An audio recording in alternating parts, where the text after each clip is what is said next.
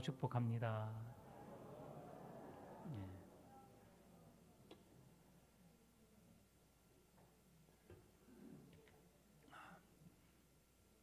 날씨가 매우 변덕스럽지요. 서울 경기는 폭설로 인해서 유튜브에 좀 영상들이 아니면 사진들이 올라옵니다. 차가 수북이 덮여 있어서 누구 차인지를 몰라요. 내 차인 줄 알고 제대로 작업했는데 내 차가 아닙니다. 이런 일들이 이번 주에 있었습니다. 우리 광주 전남 지역에는 좀 비가 왔지만 또 날씨가 좀 쌀쌀했지만 그런 어려움이 없어서 얼마나 다행인지 모릅니다. 이번 주에 비 예고와 또 눈 예고가 있더라고요. 여러분 늘 안전운전하시고 또 하나님의 은혜 가운데 행복을 누리며 살아가시기를 바랍니다. 오늘 우리가 함께 읽은 호세아서의 핵심 주제는 사랑입니다. 하나님께서 우리에게 주시는 놀라운 사랑, 사랑할 수 없는 자를 끝까지 포기하지 않으시고 찾아오셔서 우리에게 놀라운 사랑을 표현하신 하나님 아버지의 모습을 그대로 보여주고 있습니다. 특별히 호세아 선지자를 통해서 그의 아내 고멜을 사랑하시는 모습을 통해서 하나님이 이스라엘 백성들을 얼마나 사랑하시는지를 보여주고 있습니다. 여러분에게 묻겠습니다.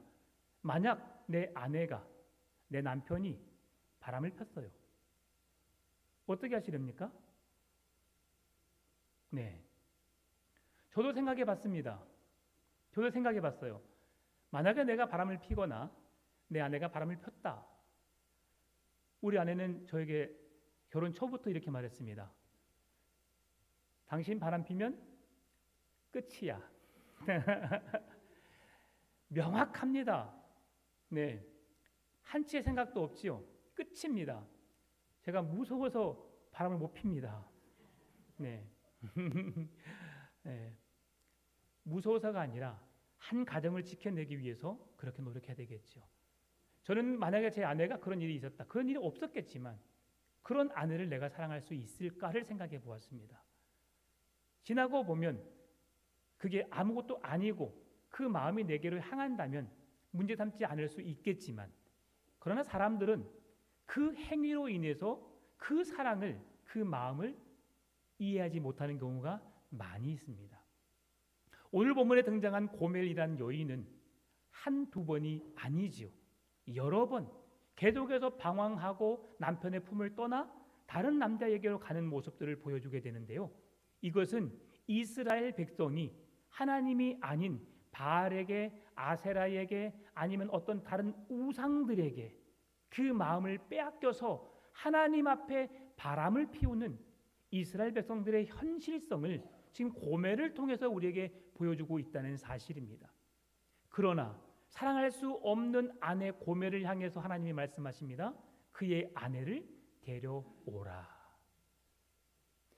용서받을 수 없는 이스라엘 백성들을 한없이 품으시고 기다리시고 용서하시는 하나님의 사랑을 느끼고 또 우리의 마음에 새기시는 이 귀한 예배 되시기를 바랍니다. 오늘 12절 말씀 보게 되면 11장 12절 말씀 보면 에브라임은 거짓으로 이스라엘 족속은 속임수로 나를 애워쌌고 유다는 하나님 곧 신실하시고 거룩하신 자에게 대하여 정함이 없도다라고 말합니다. 에브라임은 거짓으로, 에브라임은 이스라엘의 12지파 중에 한 지파입니다. 그리고 에브라임은 북이스라엘 10지파를 대표하는 민족 중에 하나입니다. 그리고 남유다는 그야말대로 두 민족 중에 한 지파인 유다 지파를 이야기하고 있습니다. 그런데 지금 에브라임 지파를 향해서 뭐라고 말하고 있습니까? 북이스라엘이 거짓과 속임수로. 그 말씀을 보니까 2절이 말씀합니다. 에브라임은 바람을 먹으며 동풍을 따라가서 종일토록 거짓과 포악을 더하여 아수르와 계약을 맺고 기름을 애굽에 보내도다. 지금 이스라엘에 거짓과 포악이 있는데 아수르와 동맹을 맺고 그리고 애굽이란 나라에 조공을 바침으로 기름을 줌으로 그 나라의 손을 이중으로 잡고 있는 모습을 보이게 되는 겁니다. 그래서 거짓과 속임수가 예루살렘 안에 있다라고 말씀해 주고 있고요. 그럼에도 남유다에게 어떤 말씀을 주시느냐? 유다는 하나님 곧 신실하시고 거룩하신 자에게 대하여 정함이 없도다라고 말하고 있는데요. 여기에서 정함이 없도다라는 말씀은 무슨 의미냐면 제멋대로 행하였다라는 말입니다. 그래서 하나님 앞에 신실하고 하나님의 의로움으로 굳게 서야 할 유다 백성들이 하나님 앞에 부끄러운 모습으로 서 있음을 우리에게 이야기해주고 있는 겁니다. 그래서 12장 1절에서 말씀해주고 있는 것처럼 에브라임의 인생이 어떻게 되느냐, 바람을 먹으며 동풍을 따라간다라고 말합니다. 여러분, 바람을 먹는다. 여러분, 바람 먹고 계시죠? 늘 숨을 쉬면서 공기를 마십니다. 또 불어오는 바람을 우리가 호흡하면서 마십니다. 배부르신 분, 바람을 먹고 배부르신 분은 아무도 없습니다. 그런데 바람을 먹고 오늘 바람을 그들이 에브라임은 바람을 먹는다라고 말하고 있어요. 뭘 먹어야 되죠? 밥을 먹어야죠. 우리나라 사람들은 대부분 밥이 주식입니다. 근데 서구 문명이 발달됨에 있어서 빵을 먹어도 다른 어떤 간식을 먹어도 밥을 먹은 것처럼 느낀 사람이 있습니다.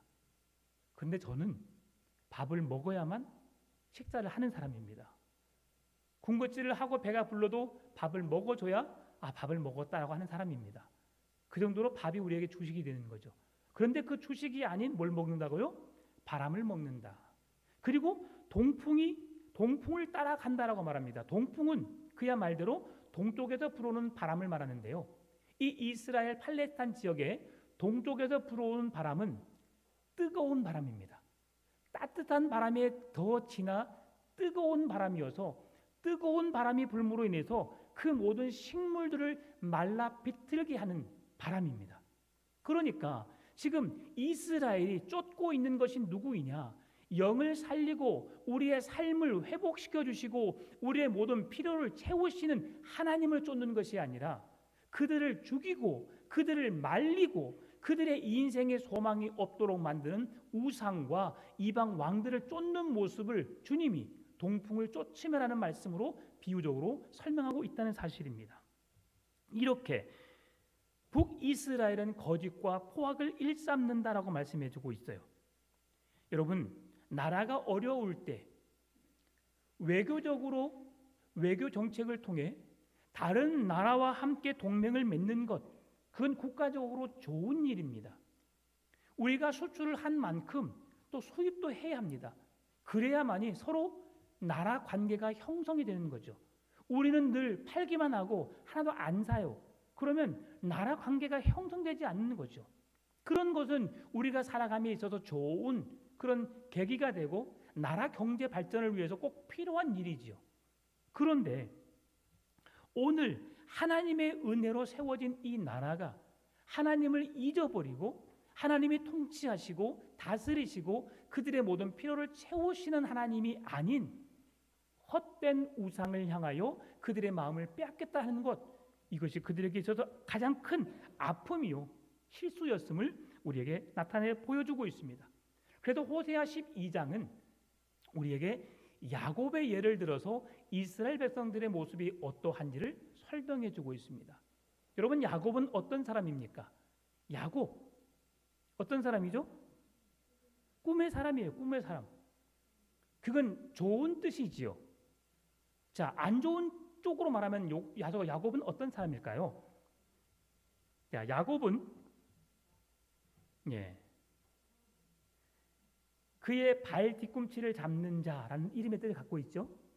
그래서 그가 출생할 때 형 에서의 발 뒤꿈치를 잡고 태어난 자입니다. 이 발 뒤꿈치를 잡는다라고 하는 말씀은 직역된 말씀입니다. 이 말씀을 의역하면 약탈자라는 뜻을 갖고 있어요. 야곱은 약탈자입니다. 빼앗는 자입니다. 무엇을 빼앗는 자이죠?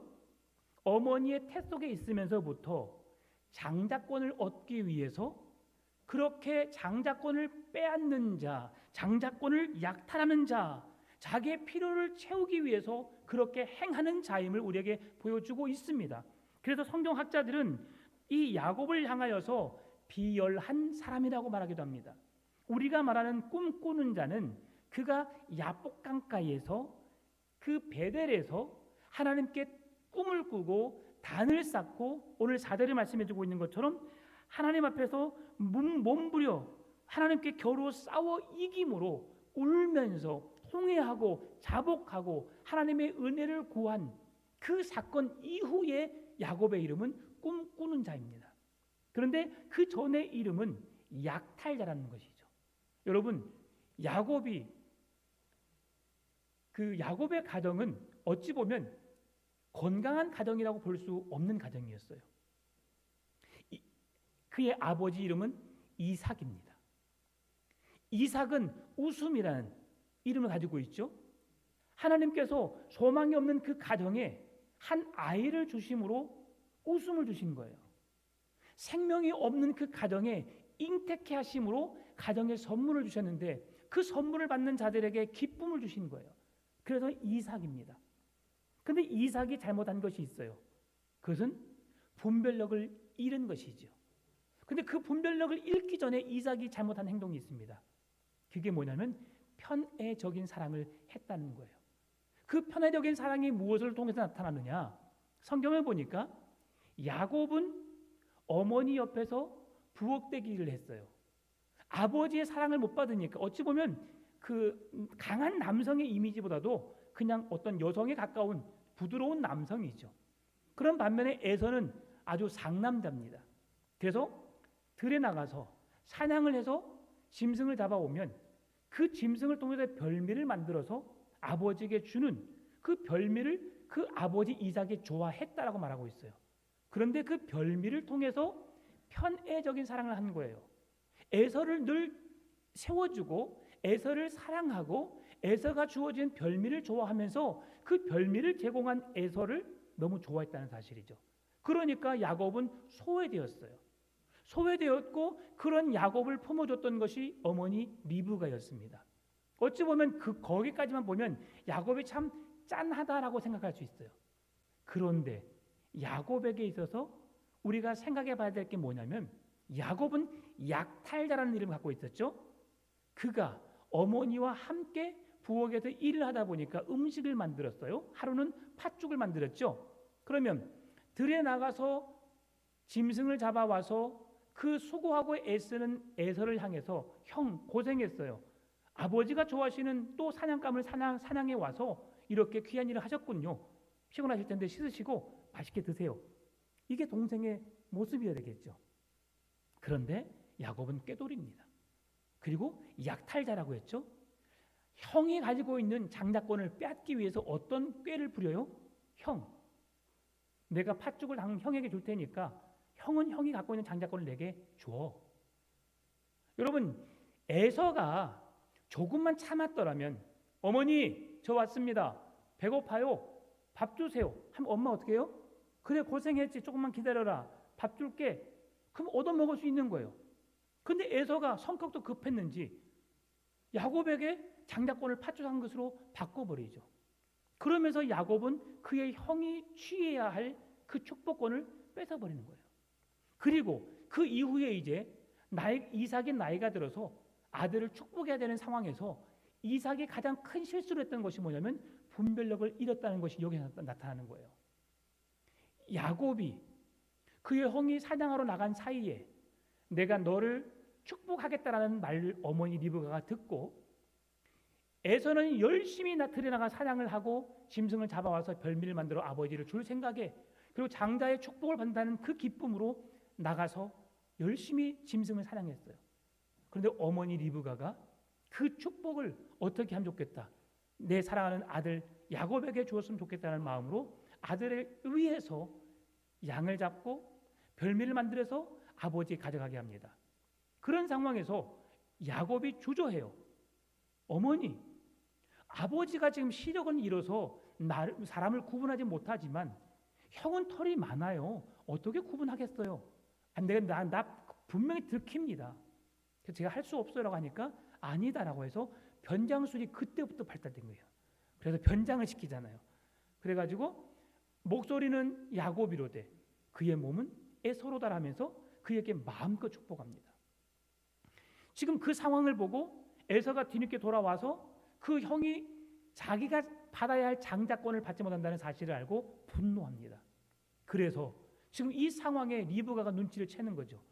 가만히 내버려 두면 야곱과 에서 둘 중에 하나가 죽든지 아니면 둘 다 죽든지 무슨 일이 나겠다 해가지고 야곱을 외삼촌 라반의 집으로 보내게 되는 사건이 오늘 본문이에요.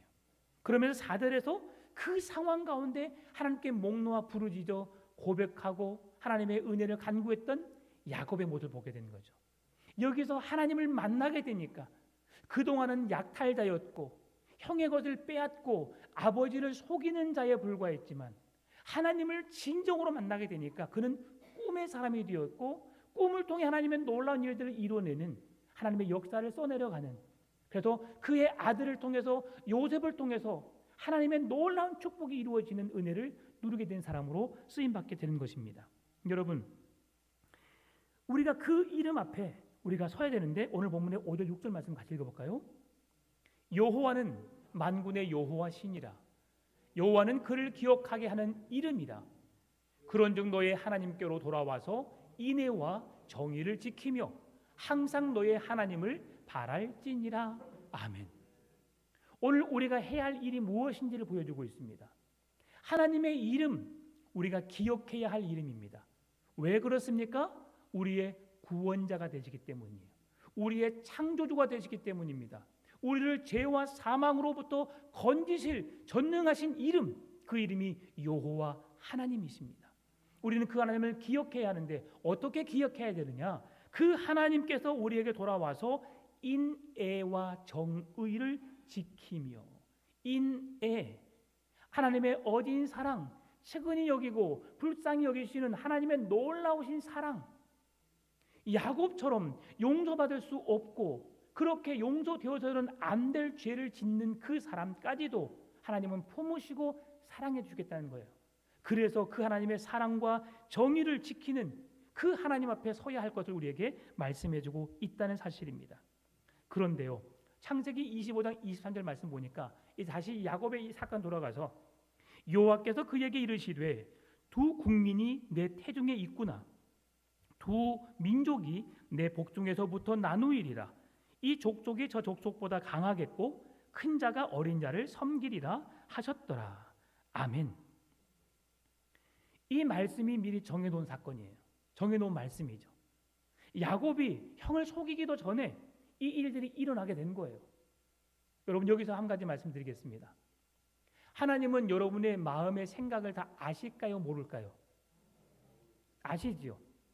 그럼 여러분이 죄를 지을 걸 알까요? 모를까요? 알죠. 조금 더 앞으로 넘어가서 하나님이 이 세상을 창조하셨어요. 그리고 하나님의 형상대로 아담과 하와를 만드셨어요.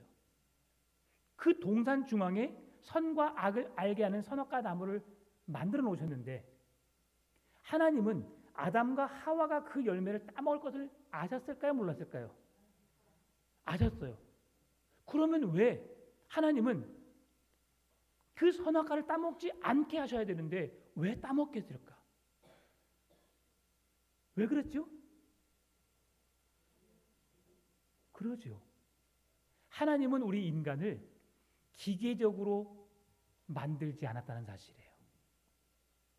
컴퓨터에 입력하면 입력한 대로 출력하고 만들어진 기계나 핸드폰, 내가 오늘 누구에게 전화를 걸어라고 하면 그 전화번호에만 전화가 갑니다.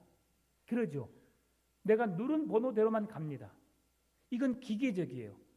신호를 보내면 그 신호에 따라서 응답하는 것은 기계적입니다. 하나님은 우리를 기계적으로 만든 것이 아니라 인격적으로 만드셨어요.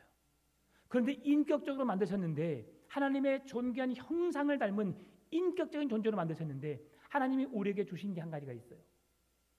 자유의지를 주셨습니다. 이건 뭐냐면 내가 옳은지 옳지 않은 것인지를 선택할 수 있는 권한을 내게 주신 거예요.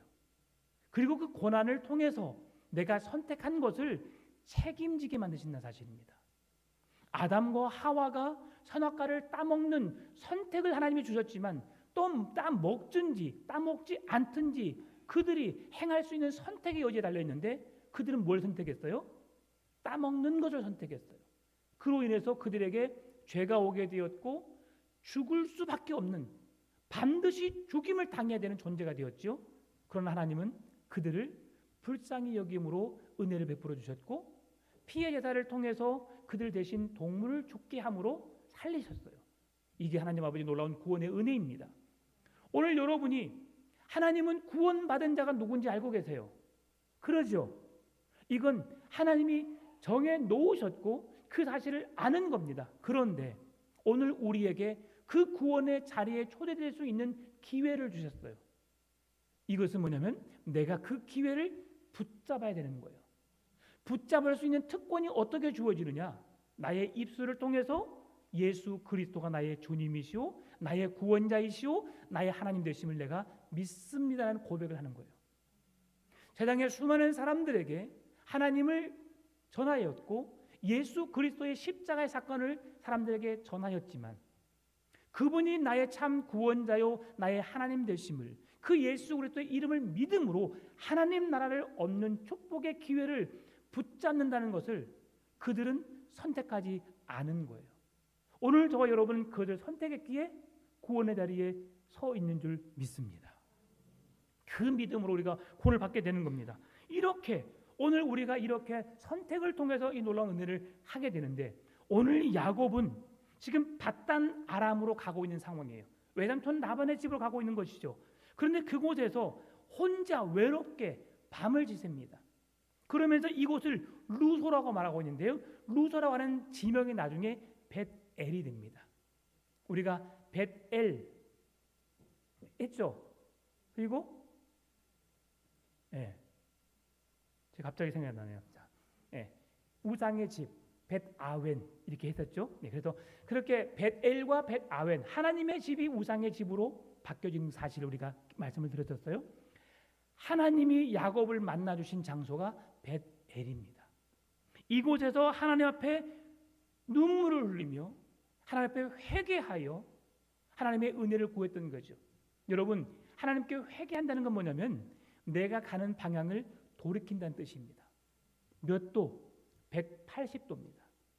가는 방향이 잘못되는 방향을 하나님께로, 구원의 길로 돌이켜 그 길을 나아가는 것을 말합니다. 여러분, 우리가 이스라엘의 법에는 3가지 법이 있었어요. 여러 많은 법이 있었지만 특별히 그 백성들이 지켜내야 할 법이 3가지가 있었는데, 하나는 음식법이었어요. 부정한 음식과 정결한 음식을 통해서 부정한 음식을 먹지 않고 정결한 음식을 먹어야 된다. 그리고 절기가 있었어요. 이 절기 저 절기는 지키고 다른 것은 지키지 않는 절기법이 있었어요.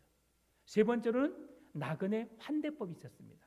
오늘 지금 야곱이 이 밧단 아람에 가기 위해서 루소라고 하는 지역에서 돌벽에 베고 잠을 자는 그 사건 통해서 하나님이 만나주신 그 사건, 그곳에서 아무도 그를 찾지 않고 그 누구도 그를 반기지 않고 혼자 외로이 하늘에 떠있는 별을 바라보면서 눈물을 흘릴 수밖에 없고 내 힘으로 안 되는 이 상황 속에서 하나님이 도와주셔야 된다는 그 간절한 부르짖음이 있는 그곳, 당시 나그네 환대법이 있는 이유는 우리 모두가 다 나그네 인생을 살고 있고요, 결국 우리는 나그네로서 영원한 하나님의 본향 나라를 향해 나아가는 나그네라는 사실을 기억하게 하기 위해서 그 나그네된 인생들을 서로 돕고 돕는 그런 삶을 살라고 하나님이 제정해 놓으신 법이었습니다. 이웃들이, 이방 나라 사람들이 우리 지역에 오게 되면 그가 누가 되었든 간에 가정을 오픈하고 그들에게 먹을 것을 제공하고 그래서 하루 저녁을 편안하게 보낼 수 있도록 했습니다. 왜 그러느냐? 그 당시에도 도둑이 도사리고 있었거든요. 여러분, 부모님의 세대에, 우리 세대는 그런 세대가 경험하신 분 몇 안 되겠지만 부모님의 세대에 월급을 받아오면 어디다 받아오셨어요? 신문지에 싸서. 그러죠. 그러면 신문지에 싸서 오다가 술 드시고 오신 분은 그 봉투를 잃어버리면 월급을 다 잃어버리기도 하고요. 또 때로는 도둑이, 강도가 뺏어가기도 했다고 했었어요. 그래도 그런 소리를 들어봤는데 그런 일들이 허다했어요. 그러니 나그네 환대법은 매우 중요한 일이었습니다. 그의 생명을 지키는 것이고 그의 재산을 보호해 주는 것이었고 그가 삶을 살아가는 데 있어서 도움을 주는 좋은 제도였어요. 그런데 야곱은 그 모두에게 외면을 당했어요. 부모의 곁을 떠났지요. 그리고 그를 반겨주는 사람은 아무도 없죠. 그런데 그가 바라봐야 할 사람이 누굽니까? 하나님밖에 없다는 사실이에요. 오늘 본문이 여기 있습니다. 그를 기억하게 하는 이름, 그를 기억하게 하는, 야곱을 기억하게 하는 이름, 이 베델에서 하나님 앞에 깨어 있으므로 주의 은혜를 간구했고 통회하고 눈물을 흘리며 주 나를 불쌍히 여겨달라고, 나를 구원해달라고, 내 앞날의 인생을 하나님 도와달라고 부르짖던 그 기도했던 그 장소, 그곳을 기억하는 이름, 여호와의 이름, 그 이름을 잊지 않는 여러분 되시기를 바랍니다. 뒤로 좀 넘어가서 제가 말씀 마무리하겠습니다. 오늘 하나님께서 주시는 은혜가 뭐냐면, 야곱에게 하나님께서 창세기 28장 15절 말씀 주시는 복이에요. 하나님을 만난 이후의 은혜가 어떤 은혜냐면, 내가 너와 함께 있어 네가 어디로 가든지 너를 지키며 너를 이끌어 이 땅으로 돌아오게 할지라 내가 내게 허락한 것을 다 이루기까지 너를 떠나지 아니하리라 하신지라. 아멘. 영적인 눈이 열린 이후에, 하나님을 만난 이후에 그에게 주신 축복의 말씀인데요, 이 말씀은 바로 하나님께서 아브라함에 주신 말씀과 똑같습니다. 창세기 28장 14절 말씀, 내 자손이 땅의 티끌같이 되어 네가 서쪽과 동쪽과 북쪽과 남쪽으로 퍼져나갈지며 땅의 모든 족속이 너와 내 자손으로 말미암아 복을 받으리라. 하나님이 아브라함에게 너는 복의 근원이 될지라. 오늘 본문의 말씀, 야곱을 통해서 내 자손으로 말미암아 모든 족속이 복을 받으리라. 여러분, 하나님과 함께하면 됩니다. 하나님을 떠나서는 우리가 그 어떤 것도 누릴 수 없어요. 하나님과 함께, 하나님께 도움을 구하고 하나님께 목 놓아 부르짖어 통회하고 자복하며 회개함으로 주께로 나아가시기를 바랍니다. 그 은혜를 구하면 주께서 우리에게 놀라운 은혜와 복으로 함께 하실 줄 믿습니다. 오늘 야곱의 이스라엘 백성들에게 거짓과 속임수가 아닌 세상의 권력을 의지하기보다도 허망한 바람을 쫓고 동풍으로 향해 나가는 어리석은 인생이 아니라 우리의 생명을 주관하시고 더 좋은 것을 위해서 우리 곁에 함께 계시는 하나님의 이름을 부르며 그 은혜를 구하며 구원에 놀라는 은혜 속에 살아가시는 여러분의 삶과 가정이 되시기를 주의 이름으로 축원합니다. 참 좋으신 아버지 하나님, 감사합니다. 하나님께서 기억하는 사람, 하나님께 기억되는 사람이 되기를 원합니다. 죄로부터 돌이켜 하나님이 기뻐하시는 그 자리에 서게 하여 주시고 주의 뜻을 이루는 말씀대로 살아갈 수 있는 우리의 믿음 되게 하여 주옵소서. 감사합니다. 살아계신 예수님의 이름으로 기도드리옵나이다.